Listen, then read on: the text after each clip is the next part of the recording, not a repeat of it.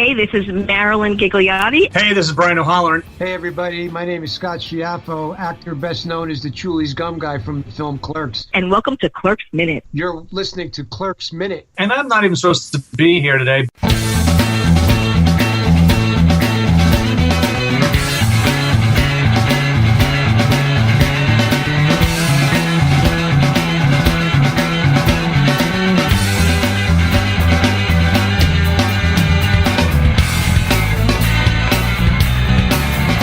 Hello, everyone, and welcome to the Clerks Minute, the show where we break down the 1994 Kevin Smith classic, one Dante on the phone minute at a time. I'm Blake. Kyle is off today, but just because it's a very slow minute in the movie, it's really literally Dante on the phone talking to a newspaper.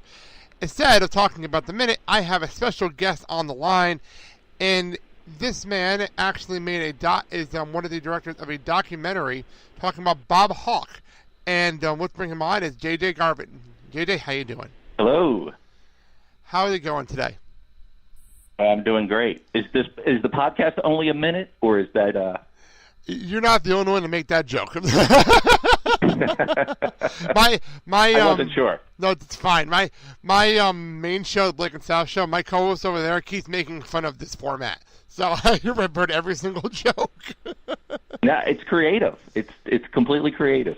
Yes, so we're actually part of a big community, so this is actually really, really cool. Part of everything. It's fun. Well, that's outstanding. Thanks for having me on. No problem whatsoever. So let's talk about this. You are one of the directors for Film Hawke. Am I correct? That's correct. Yes, it was me and Ty Parquet directed the film. Daps Reiner was our DP. It was a very small crew, and we followed Bob Hawke around New York City. And, of course, to tie into the purpose of your podcast, Bob was the first person to ever see Clerks. He went to a screening on October 3rd of 93. Was it 93 or 94? 93, I think. 94 is actually when Well, that's when it was released. So he saw it before everybody. Then it must be 93. Kevin had a special screening at the IFFM, the film market in New York City at the Angelica Theater. Only two people showed up besides Kevin's entourage, and one of those people was a guy named Bob Hawke. And Bob was going around looking for great films, new talent, and saw Clerks, loved it, and suggested it to the Sundance Film Festival. That is really. And the rest is history. Well, why do a documentary on Bob Hawke anyway? For people that don't really know. Say that again. I'm sorry. Why do the documentary on Bob Hawke? A lot of people don't really know him as someone is really important. Well, that's to the what's business. interesting. That he has so many interesting stories. That he was there at the beginning of independent film. And you're exactly right. Not too many people know his story, so that's why Ty and I thought it was very important. He did this for Kevin Smith. Kevin himself says, and Kevin's in the film, and he played a big part of everything about it. But other filmmakers like Eddie Burns, who launched Brothers McMullen and a whole series of things, he was there at the very beginning of Rob Epstein when he was doing the documentary The Times of Harvey Milk, which would go on to win the Academy Award, which is really the first gay Academy Award. He was there at the beginning of Kimberly Reed's career, who did a really, really interesting documentary called Prodigal Sons that was even featured on Oprah. And met Barbara Hammer, who was one of the first out lesbian filmmakers to just have such experimental, independent film work, and many other people, and including me and Ty. So that's why we just thought it was important. He's an older gentleman. The film starts with his 75th birthday. He's actually going to be 80 this April. And it was just a chance to look back at how important he was to other independent filmmakers. A few more were Scott McGehee and David Siegel, who were just in the news. They're doing an all-female Lord of the Flies film, which is funny to see Scott's name trending on everything because his work doesn't usually hit the internet like that. But a film like Suture, which caught the eye of Steven Soderbergh, and films like What Maisie Knew. These guys were all of these people that I just named were all Sundance staples, and just very, very important people in the independent film world. And because we made this film about Bob, they all welcomed us in it. So then we actually premiered the film at the Sundance Film Festival, and we showed it at the Directors Guild of America in L.A., and Kevin was there for both of them and introduced the film. Wow. That's actually really, really cool. It's actually, I was just thinking, it took you guys, but it sounds like you said it started out at 75th. That means it took almost 4 years to make this film? Yeah, well, let's see. It was a little over 3, and it was sporadic filming. We don't live in New York City. We're based in Wilmington, Delaware. Oh.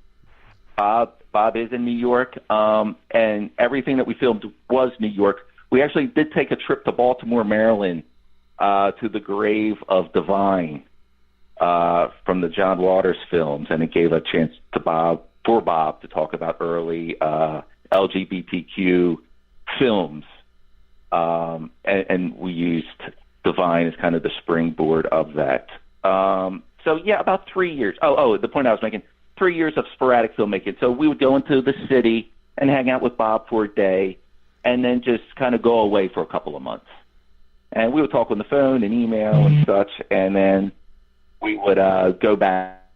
And a lot of the filmmakers, even though they were based in that area, like Kevin, and, Kevin's New Jersey, but, he lives out in L.A., so we had to wait for him to come.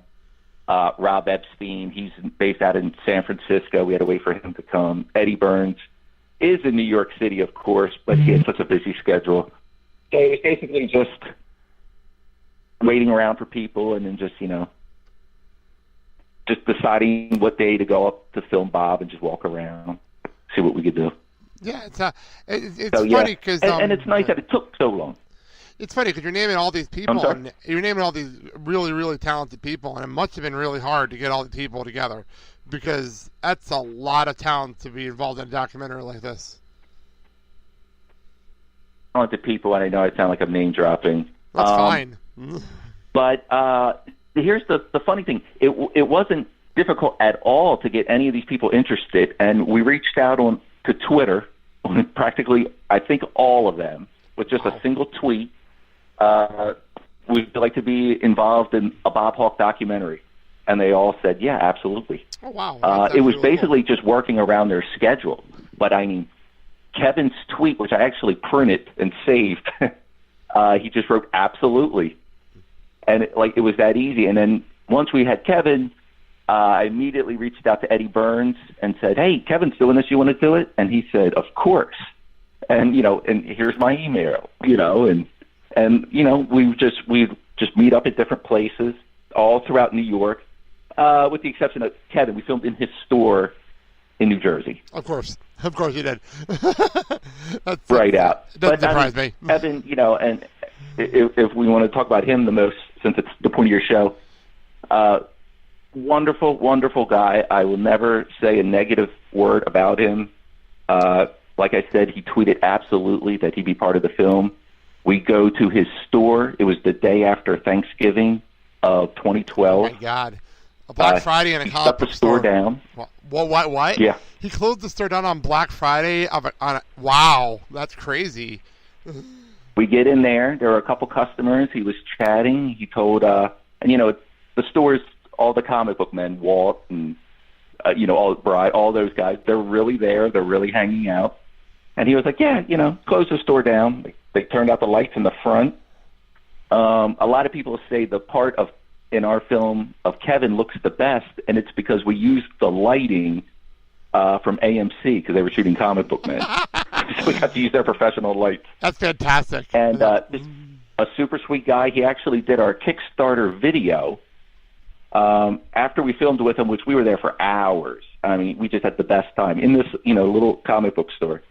And we was like, we're going to do Kickstarter. Can you say something? He said, sure. He ended up doing the entire video. And then he stayed in touch all these years. When we got into Sundance, he was the first person that I reached out to, except for Bob. And he was doing yoga hosers, so he was going. And, he tweeted about us, how happy he was for us. And at the premiere, he comes out and introduces the film, and really meant the world to us. That's actually and we ran into him I think 5 or 6 times throughout the week at Sundance, and it was a lot of fun. Really, really good guy. And then when we showed in what festival was it? Outfest, and we actually showed at the DGA in LA. He came back out, introduced the film. Super, super nice guy. He wanted to come when we showed the following year at South by Southwest. Lionsgate put us up. They did this whole thing. We were their first original content on the TribecaShortlist.com. That's their streaming site. They licensed the film from us. And Kevin was going to be part of that, but because of scheduling, he couldn't. But he's been a real trooper for the film, and I can't say enough great things about him. And it all goes back down to Clerks. Yeah, it all comes right back to where we are here. Yeah, where we are right now, talking about a movie that came out in 1994 and kind of changed everything for all of us. What, out of curiosity, 'cause I always ask this of our guests, what's your history with Clerks itself, the movie? Sure. Well, just as a fan, I've loved independent films. I was younger, obviously, at that time, and I was working at a movie theater, and I saw the preview of Clerks, to Pulp Fiction, and I saw that it was black and white and grainy, and I said, oh, my God, I have to see that. And I saw it in the theater. I had to drive to Philadelphia because it didn't play around here, as smaller films like that wouldn't, or still don't. And I drove to Philadelphia. I took a date. She wasn't too sure about the film. That's my wife, so I won't say anything negative that long ago. I was blown away. And it's funny because the theater was packed. And I remember just thinking, oh, my God, that's amazing. And, just been a Kevin Smith fan all those years. Then I would meet Bob Hawke, unrelated. He became a creative consultant on a documentary that Ty and I did called Keeping the Peace. I met him through Scott McGeehee, who I talked about earlier, who did Suture and What Mazing Knew and several others, B Season. And when I heard Bob Hawke, I thought, wait a minute, he's in the Clerks documentary. And, talked to Bob, and, he would talk about Kevin a little bit. I didn't want to, have oh, but what's he like? Da-da-da-da. And, you talk about him from time to time, and, a lot of different filmmakers. And then when we decided to do this, we said, hey, what if we reached out to other filmmakers? And what if we start with Kevin? And he was like, yeah, sure. And then Kevin just really embraced us from there. I mean, that's the kind of guy he is. He became famous, and he never forgot that it was Bob Hawke. There's a lot of people. Bob Hawke was one of the first people. It was. You hate to bring up Harvey Weinstein at this point. No, it would have been different if you did this podcast a few weeks ago.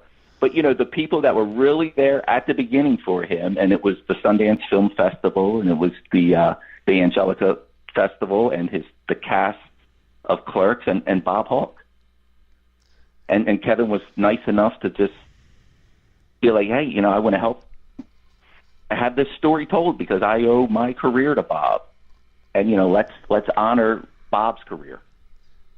And like you said, you never really heard of Bob. And so, really, that was the point of the film.